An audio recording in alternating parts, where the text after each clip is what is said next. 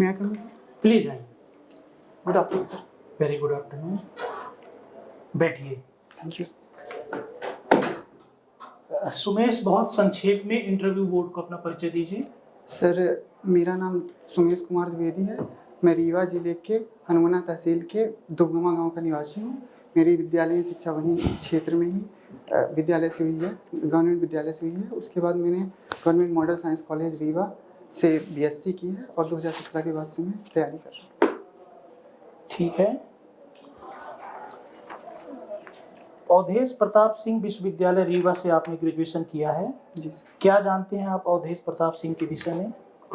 Sir Shri Awadhesh Pratap Singh ji हमारे स्वतंत्रता संग्राम के सेनानी थे, जिनका जन्म सर 1888 में मनकहरी सतना में हुआ था और उन्होंने 1921 से और 42 के बीच में स्वतंत्रता आंदोलन में भाग लिया था और वो रीवा से सक्रिय रहे थे। बाद में सर 1949 में जब विंध्य प्रदेश बना था तो वहाँ इनको मुख्य कप्तान बनाया गया था, मुख्यमंत्री के तौर पर बनाया गया था और बाद में 1952 से 60 के बीच में राज्यसभा के सांसद भी रह चुके हैं मध्य प्रदेश। Very good. तो स्वतंत्रता संग्राम में इनका कंट्रीब्यूशन 1921 से 42 के दौरान रहा। जी सर। यानी असहयोग आंदोलन में इन्होंने भाग नहीं लिया? सर असहयोग आंदोलन 1920 से 22 के बीच में चला था, उस दौरान भी। तो उसमें इनका पार्टिसिपेशन था? जी सर। असहयोग आंदोलन को गांधी जी ने एक घटना के कारण समाप्त घोषित कर दिया था, वो घटना कौन सी थी? सर ये फरवरी 1922 की घटना है, चौरी चौरा कांड कहा जाता है। क्या थी वो? उत्तर प्रदेश के गोरखपुर जिले में एक चौरी चौरा जगह है जहाँ पर एक पुलिस स्टेशन था। सर वहाँ जहाँ तक मैं समझ पा रहा हूँ तो 22 पुलिस कर्मियों को पुलिस स्टेशन के अंदर बंद करके उसे जला दिया गया था। तो असहयोग आंदोलन जो कि अभी तक अहिंसक रूप से आगे बढ़ रहा था, अचानक हिंसक हो गया था, इसलिए गांधी जी ने उसको 12 फरवरी को वापस ले लिया। गांधी जी का ये निर्णय सही था क्या? क्योंकि उस समय के राजनेताओं ने गांधी जी पर यह आलोचना लगाई, उनकी निंदा की गई, ये कहते हुए कि ये आंदोलन तो अखिल भारतीय आंदोलन था और सभी नेता अपने अपने स्तर पर इस आंदोलन में कार्य कर रहे थे। गांधी जी ने एक तरफा बिना कांग्रेस के अन्य नेताओं से विचार विमर्श किए इस आंदोलन को स्थगित कर दिया। कहीं ना कहीं ये गांधी जी के दम्भी या क्रोधी स्वभाव का परिचायक है। क्या कहना चाहेंगे आप इस विषय में? सर गांधी जी ने जब 1920 में अपने आंदोलन को प्रारंभ किया था तो उनका आंदोलन पूर्णतः हिंसक था और वो खिलाफत आंदोलन भी साथ में चल रहा था। तो उन्होंने आंदोलन पूर्ण रूप से हिंसक था और धीरे धीरे आगे बढ़ रहा था। वो अहिंसक साधनों का प्रयोग करके ही उसको आगे बढ़ा रहे थे, किंतु कुछ घटनाओं की वजह से, जैसे चौरी चौरा कांड की वजह से आंदोलन का रुख हिंसक हो चुका था। अब धीरे धीरे ब्रिटिश सरकार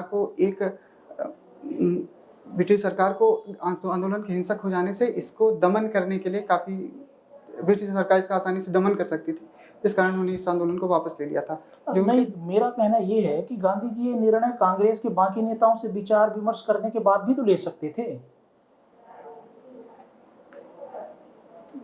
बिना विचार विमर्श किए आप ये सोच रहे हो कि पूरा आंदोलन मेरे ही नेतृत्व में आगे बढ़ रहा है, इसलिए अकेला मुझे ही अधिकार है इस आंदोलन को स्थगित या समाप्त घोषित करने का। ये निर्णय सही था गांधी जी का? सर मुझे जानकारी नहीं, मैंने ज़्यादा अच्छे से नहीं पढ़ा। ठीक है। आपकी अभिरुचि है अध्यापन, तो क्या अध्यापन करते हैं आप? क्या पढ़ाते हैं, किनको पढ़ाते हैं? सर स्टार्टिंग में मैंने जब पढ़ाना शुरू किया था, सर जब मैं कॉलेज में था तो सर कुछ मतलब आर्थिक तंगी के चलते मैंने इसको स्टार्ट किया था पढ़ाना। धीरे धीरे घर घर में जाकर के ट्यूशन पढ़ाना शुरू किया था। ठीक है। कौन सा विषय पढ़ाते हैं? सर स्टार्टिंग मैंने गणित पढ़ाया था। मैथमेटिक्स पढ़ाते हैं? किस स्टैंडर्ड तक के बच्चों को? 10th तक के बच्चों को। अभी भी काम ये कर रहे हैं? सर अब नहीं पढ़ाता हूँ गणित, लेकिन अब मैं अपने सिविल सर्विसेज से जुड़े हुए सब्जेक्ट पर चर्चा करता हूँ। अभी आप पढ़ा रहे हो सिविल सर्विसेज से जुड़े हुए विषय? सर चर्चा करता हूँ, पढ़ाता नहीं, किसी संस्था वगैरह में। तो ये अभिरुचि आपकी खत्म हो गई है, तो फिर अभी क्यों लिख रहे हो? खत्म भी चर्चा करता हूँ सर। किन विषयों पर चर्चा करते हैं? सर हिस्ट्री के कुछ टॉपिक्स जो मुझे आते हैं। जैसे? सर मॉडर्न हिस्ट्री के कुछ टॉपिक्स। मॉडर्न हिस्ट्री में आपका सबसे पसंदीदा कैरेक्टर कौन है? सर मॉडर्न हिस्ट्री में सबसे पसंदीदा कैरेक्टर महात्मा। किसी भी एक शख्सियत का नाम आपको मॉडर्न हिस्ट्री में लेना है? मैंने सबको पढ़ा हुआ है। तो आपका कोई पसंदीदा नहीं है व्यक्तिगत? मैं महात्मा गांधी। महात्मा गांधी को आप महत्व देंगे। महात्मा गांधी की कोई 3 बुराइयां बताइए। महात्मा गांधी के 3 मुझे एक एडमिनिस्ट्रेटर का काम केवल एक ही दृष्टिकोण से किसी कैरेक्टर को, किसी शख्स को देखना पढ़ना उचित है ये? अच्छाइयाँ ही केवल आपने महात्मा गांधी के विषय में जानी है, उनकी कमियां आपको कोई समझ में नहीं आई? मैंने जहाँ तक पढ़ा है तो मैंने सर वही पार्ट पढ़ा हुआ है जो अच्छाइयों वाला पार्ट है। क्रिकेट खेलना व देखना भी आपको पसंद है? जी सर। अभी महिला प्रीमियम लीग हुई थी, जी सर। किन 2 टीमों के बीच में फाइनल हुआ? सर महिला प्रीमियर लीग में फाइनल दिल्ली वुमेन टीम और मुंबई वुमेन टीम के बीच में। क्या नाम है मुंबई टीम का और दिल्ली टीम का?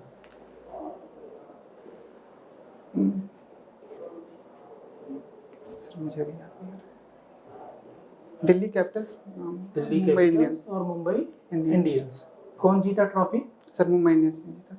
कौन कैप्टन थे मुंबई इंडियंस में? हरमनप्रीत कौर।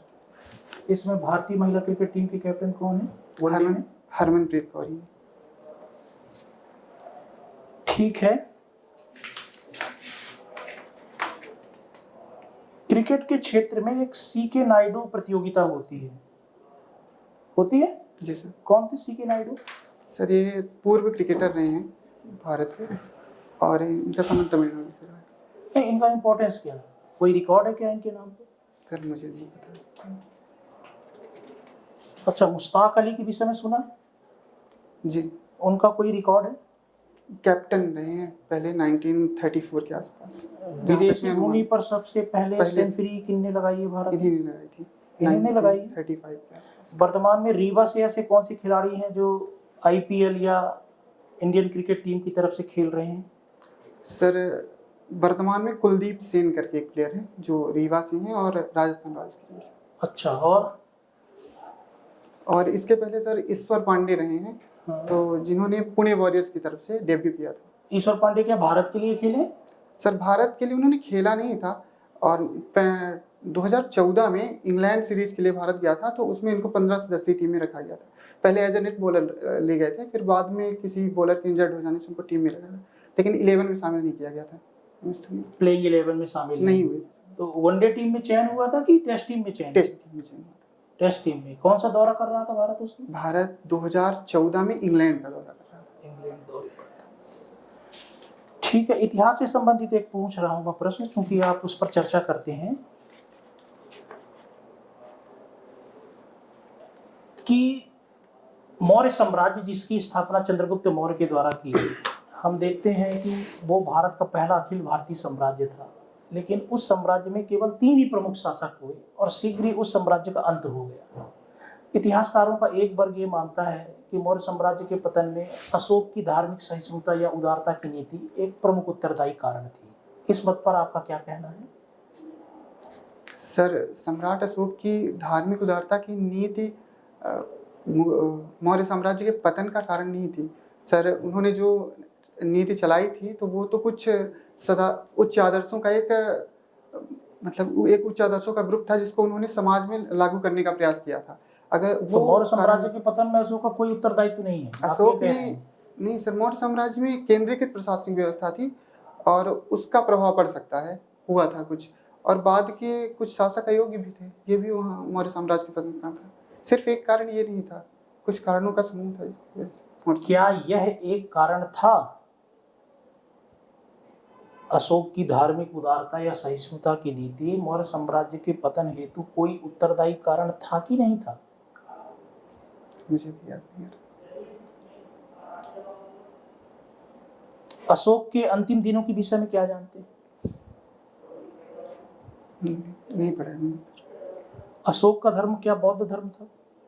सर अशोक का धर्म बौद्ध धर्म नहीं था, एग्जैक्टली बौद्ध धर्म नहीं था। उन्होंने कुछ सदाचारों का एक ग्रुप बनाया हुआ था जिसको उन्होंने लागू करने का प्रयास किया था। हालांकि उसको ये माना जाता है कि अशोक बौद्ध धर्म की हीनयान शाखा से संबंधित थे, ऐसा कहा जाता है। अशोक व्यक्तिगत रूप से किस धर्म का अनुयायी था? अशोक को बौद्ध धर्म का ही अनुयायी माना जाता है। और उसने जिस धर्म की चर्चा अपने अभिलेखों में की है वो कौन सा धर्म था? सर उन्होंने स्तूपों का निर्माण करवाया था। नहीं, अपने अभिलेखों में जिस धर्म की चर्चा की, जिसे हम अशोक का धम्म कहते हैं, तो वो बौद्ध धर्म नहीं था क्या? सर अशोक के अभिलेखों में उन्होंने कुछ बिंदु बिंदु लिखे थे, 14 पॉइंट थे जिनको अलग अलग स्थानों पर उन्होंने लिख के रखा था। तो उनमें सर कुछ सामान्य बातों का उल्लेख किया गया था। अशोक के अभिलेखों से ये साबित नहीं होता कि अशोक जिस अशोक धर्म के के अभिलेखों में प्रचार का प्रयास कर रहा है वो बौद्ध धर्म था कि नहीं था? उन्होंने अपने पुत्र पुत्री को जरूर बौद्ध धर्म के प्रचार के लिए श्रीलंका हरुमंदेई अभिलेख में महात्मा बुद्ध के प्रति सम्मान प्रकट कर रहा है, निगाली सागर अभिलेख में महात्मा बुद्ध के सम्मान में स्तूप का निर्माण करवा रहा है, अपने आप को बुद्ध शाक्य कह रहा है अभिलेखों में। तो कैसे ना हम उसके धम्म को बौद्ध धर्म माने? क्या था अशोक के धम्म का वास्तविक स्वरूप? अशोक के धम्म का जो वास्तविक स्वरूप जो मैंने पढ़ा हुआ है तो उसमें ये लिखा है कि वो कुछ आदर्शों का वो संगठन था किन आदर्शों का? अपने जैसे माता पिता का सम्मान करना, आदर करना और अहिंसा की नीति के बारे में भी लिखा हुआ है कि पहले कुछ जीवों की हत्या की जाती थी। ये तो बौद्ध धर्म में भी कहा गया है ना, माता पिता के आज्ञा का पालन करो, दीन दुखियारों की मदद करो, अहिंसा का पालन करो। ठीक सर। आपने अपनी हॉबी में अध्यापन लिखा है जी सर। तो मुझे ये बात समझ में नहीं आई, आपने अध्यापन को अपना करियर क्यों नहीं बनाया? पीएससी में क्यों आए? सर स्टार्टिंग में मैंने अध्यापन शुरू किया था, कुछ आर्थिक हालात अच्छे नहीं थे तो अध्यापन में भी अच्छी सैलरी है। पीएससी में अब यदि आप सिलेक्ट हो गए तो अध्यापक की सैलरी ज़्यादा है, सर मैंने प्रोफेसर की सैलरी ज़्यादा है। आप शायद पता होगा आपको जी, प्रोफेसर की सैलरी एसडीएम से ज़्यादा है। जी सर। तो फिर यहाँ क्यों आए आप? सर मैंने बीएससी के बाद सिविल सर्विसेज की तैयारी के लिए चुन लिया था। नहीं तो आपने लिखा हॉबी, अच्छा होगा ना कि आपकी जो हॉबी है वही आपका करियर बन जाए, उसमें आपका करियर बन जाए। ऐसा क्यों नहीं सोचा आपने?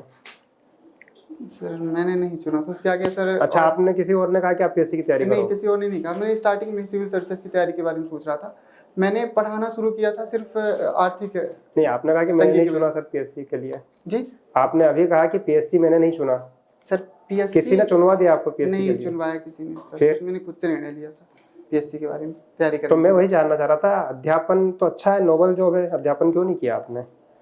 वहाँ पर इज्जत भी अच्छी है। मैंने अध्यापन को अपने करियर के रूप में नहीं चुना है, लेकिन अध्यापन से मुझे हेल्प होती है बल्कि सिविल सर्विसेज। देखिए मैं आपको बताता हूँ, आप यदि एसडीएम बने या डिप्टी कलेक्टर बने तो बहुत प्रेशर है।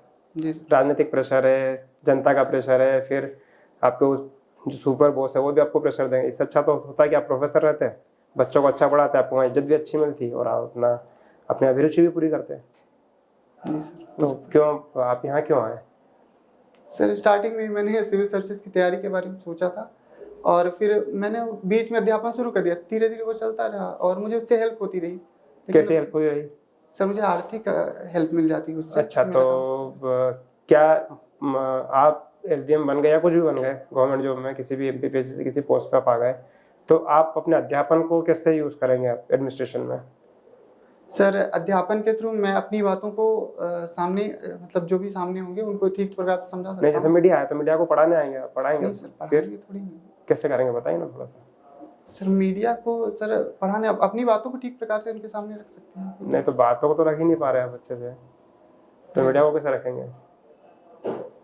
हमें ऐसा लगता है कि आप वहाँ अच्छे होते हैं, यहाँ तो कंपटीशन भी ज़्यादा है और प्रेशर भी बहुत है यहाँ। तो नहीं सर, ऐसा नहीं है कि मैं यहाँ अच्छा नहीं कर सकता हूँ सर, मैं सीख रहा हूँ धीरे धीरे। चलिए छोड़िए, आप ये बताइए कि ऐसी क्या क्वालिटीज़ है आपकी कि हम आपको अपॉइंट करें? सर एक तो मैं दूसरे बच्चों से, बाहर भी बहुत सारे बच्चे हैं। सर मुझे ये नहीं पता है कि बाहर के बच्चों की क्या क्वालिटीज है, मुझ में जो है। हाँ बताइए। सर मैं एक तो मेहनती हूँ, मेहनती तो सभी है। हाँ सर, मैं डेडिकेटेड होकर मेहनत वो भी सभी लोग हैं। ठीक है सर, आप बेहतर नहीं तो आप बताइए ना ऐसा कुछ जो स्पेशल है। सर मुझे उन बच्चों के बारे में बिल्कुल जानकारी नहीं है कि उनमें कौन सी खूबियाँ हैं जो। चलिए आप अपनी कोई 10 खूबियाँ बता दीजिए तो हम आपको उसके लिए सिलेक्ट करें। सर 10 खूबियाँ सर, मैं 2 बता दिया आपने, आप मेहनती हैं, जी, डेडिकेटेड है, बाकी 8 बताइए। संवेदनशील हूँ। संवेदनशील है, ठीक है जी सर। और चौथी? ईमानदार है, ठीक है। पांचवी पांचवी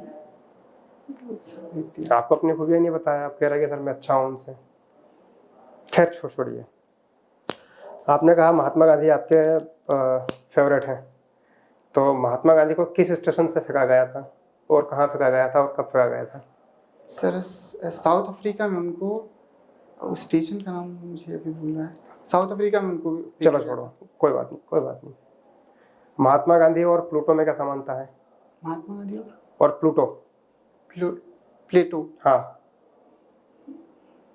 दोनों दार्शनिक पढ़े हैं अभी, शायद मेंस में भी हैं दोनों। हाँ पढ़ा। क्या समानता है दोनों में? समय। चलो छोड़ो। महात्मा गांधी और अम्बेडकर में क्या समानता है?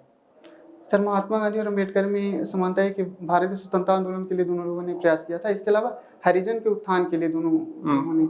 मुझे एक ऐसा कोई वाकया बताइए जिसके लिए डॉक्टर भीमराव साहब, बाबा साहब भीमराव अम्बेडकर ने स्वतंत्रता के लिए लड़ाई लड़ी हो। आप कह रहे हैं कि स्वतंत्रता की लड़ाई लड़ी उन्होंने। सर भीमराव अम्बेडकर जी ने समाज के दलित वर्ग के उत्थान के लिए काम किया था उन्होंने। नहीं, आपने कहा ना स्वतंत्रता के लिए लड़ाई लड़ी उन्होंने। सर अगर वो एक वर्ग के लिए चलो छोड़ो। महात्मा गांधी और स्वामी विवेकानंद में क्या समानता है? आध्यात्म। चलो छोड़ो, समानता नहीं, असमानता बता दो। मुझे किसी में बता दो। मैंने 4 से बताए, महात्मा गांधी प्लेटो, महात्मा गांधी डॉक्टर भीमराव अम्बेडकर और महात्मा गांधी और स्वामी विवेकानंद। महात्मा गांधी और डॉक्टर भीमराव अम्बेडकर के बीच में हाँ, समानता बताइए। असमानता। हाँ सर उनके बीच में मतलब विचारों की असमानता है, ऐसे जी। तो हर एक व्यक्ति यूनिक है। सर विचारों की असमानता ये थी कि उनमें वर्ण व्यवस्था को लेकर के कंट्रडिक्शन था। भीमराव अम्बेडकर मानते थे कि वर्ण व्यवस्था की उत्पत्ति जाति व्यवस्था से हुई है, और महात्मा गांधी का मानना था कि वर्ण व्यवस्था एक हिंदू धर्म की प्राचीन रीति रही है जिससे अनावश्यक कंपटीशन से बचा जा सकता है आगे, और उसको वो सही ठहराते थे। महात्मा गांधी सही ठहराते थे। सेपरेट इलेक्टोरेट और यस। हाँ बताइए सर सेपरेट इलेक्टोरेट के बारे में क्या जानते हैं आप?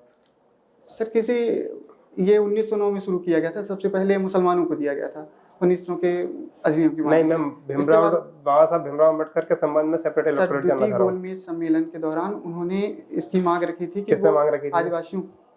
आदिवासियों के लिए नहीं, एससी नीचे निम्न वर्ग के लिए उन्होंने पृथक निर्वाचन की मांग की थी, जिसका मतलब ये होता है कि संबंधित क्षेत्र से उसी वर्ग के व्यक्ति चुनाव लड़ सकते हैं और उसी वर्ग के लोग ही मतदान कर सकते हैं। ये था 1932 में उनको मिल गया था। अच्छा, मिल गया था। सर वहाँ से ब्रिटिश के जो प्रधानमंत्री थे रैमजे मैकडोनाल्ड, उन्होंने दे दिया था सांप्रदायिक पंचायत से उनको, किंतु बाद में गांधी जी ने आंसर किया था सितंबर आई थिंक 1932 में। उसके बाद पूना समझौता के माध्यम से इसको खत्म कर दिया गया। महात्मा गांधी की कोई एक अच्छी किताब बताओ, माय एक्सपेरिमेंट ऑफ ट्रूथ के अलावा। हिंद स्वराज। क्या है उसमें? मैंने नहीं पढ़ा। नहीं पढ़ा। 1947 के समय JNK पढ़ा है आपने? जम्मू कश्मीर की हिस्ट्री पढ़ी है?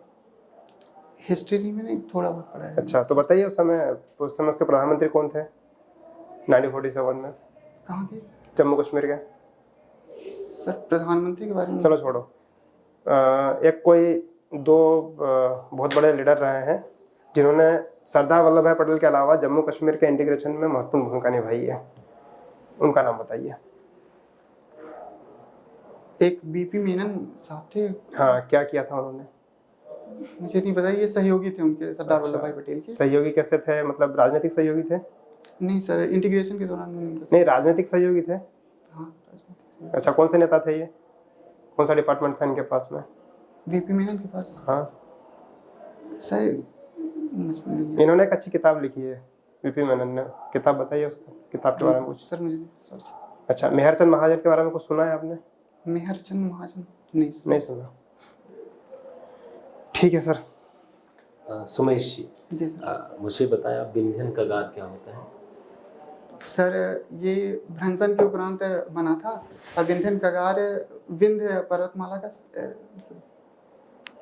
चलिए, कोई इशू। हम देखते हैं कि विंध्यन कगार में बहुत सारे जलप्रपात पाए जाते हैं, लेकिन उनकी आवृत्ति जो है वो मूलतः मानसून के समय है। कारण? सर जल की कमी वहाँ है, तो मानसून के समय पर जल वृष्टि हो जाती है। तो लेकिन जब तथ्य पढ़ते हैं तो पाते हैं कि नदी है वो पहाड़ी झरने नहीं। सर ये नदियाँ मूल रूप से वर्षा के जल पर ही निर्भर रहती हैं। तो वर्षा का जल जब रहता है तो नदियाँ ठीक से प्रभावित होती हैं, और अगर धीरे धीरे जैसे जैसे ग्रीष्म काल आता जाता है तो इनमें जल की कमी होगी। ठीक है, चलिए। आपका जन्म हुआ है 25 जून को। जी सर। इस दिन कोई विशेष घटना हुई है भारत के इतिहास में? सर भारत के इतिहास 25 जून 1975 को आपातकाल लगाया गया था। किस लिए लगाया गया था आपातकाल?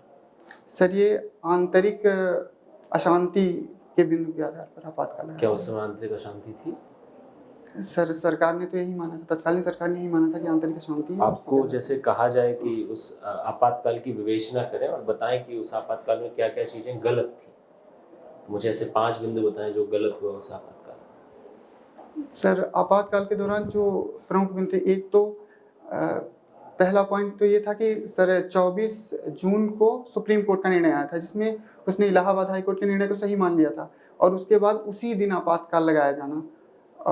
और दूसरा ये था कि रात्रि में तत्कालीन राष्ट्रपति श्री फखरुद्दीन अली अहमद को जगा करके उनसे साइन करवाना, फिर मंत्रिपरिषद से कोई भी सलाह न लिया जाना, सीधा निर्णय ले लिया जाना, ये एक था।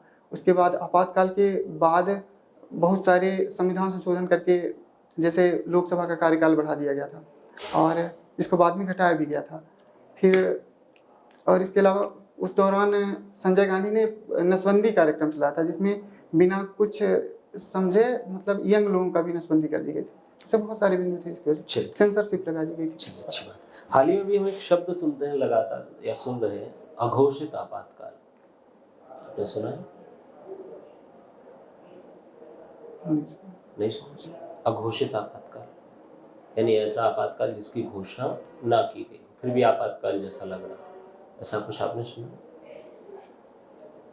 सर मैं रिलेट नहीं कर पा रहा हूँ। रिलेट नहीं कर, कोई इशू। सुंदर जाम को जीआई टैग मिला है जी सर। उससे क्या लाभ होंगे? सर उसको जीआई टैग मिलने से मतलब उसकी ख्याति बढ़ेगी राष्ट्रीय और अंतर्राष्ट्रीय स्तर पर, जिससे उसका निर्यात बढ़ेगा और धीरे धीरे रेवेन्यू। ख्याति तो पहले भी थी सर, लेकिन जीआई टैग से उसको एक एथेंटिसिटी भी मिल जाती है कि ये आम इसी क्षेत्र के लिए की भौगोलिक परिस्थितियों में ठीक ठाक उत्पादन करता है और अपनी मूल विशेषताओं को धारण करता है। प्रत्यक्ष लाभ इससे जुड़े हुए कृषकों को क्या होंगे इससे? सर कृषकों को लाभ ये होगी कि उनका निर्यात बढ़ेगा, आम का निर्यात बढ़ेगा, तो उनको रेवेन्यू प्राप्त आम होगा। का उत्पादन तो उतना ही हो रहा है, आम का उत्पादन थोड़ी ऐसा होगा कि जीआई टैग मिल गया तो इस साल से उत्पादन बढ़ गया। सर उत्पादन नहीं बढ़ेगा लेकिन उसको मार्केट में ज़्यादा वैल्यू होगी, मार्केट में उसको ज़्यादा महत्व मिलेगा, जिससे निर्यात मतलब जिससे बिकने लगेगा और धीरे धीरे। अभी नहीं बिक रहा था सर पहले से थोड़ा बहुत तो लाभ होगा ही, जितना पहले बिक रहा था उससे ज़्यादा लाभ ही होगा। ज़्यादा लाभ।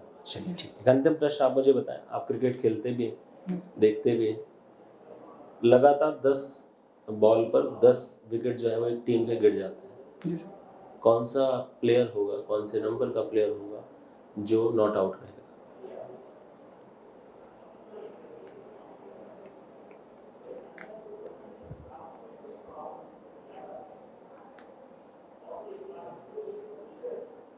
सर 7वें number. 7 down. 7 down. Sumesh sir से चर्चा के दौरान आपने बोला कि भीमराव अंबेडकर ने बोला कि वर्ण व्यवस्था हटनी चाहिए क्योंकि जाति प्रथा का, जाति से वर्ण का उदय हुआ, ऐसा आपने बोला था। तो जाति से वर्ण का उदय हुआ है कि वर्ण से जाति का उदय हुआ है?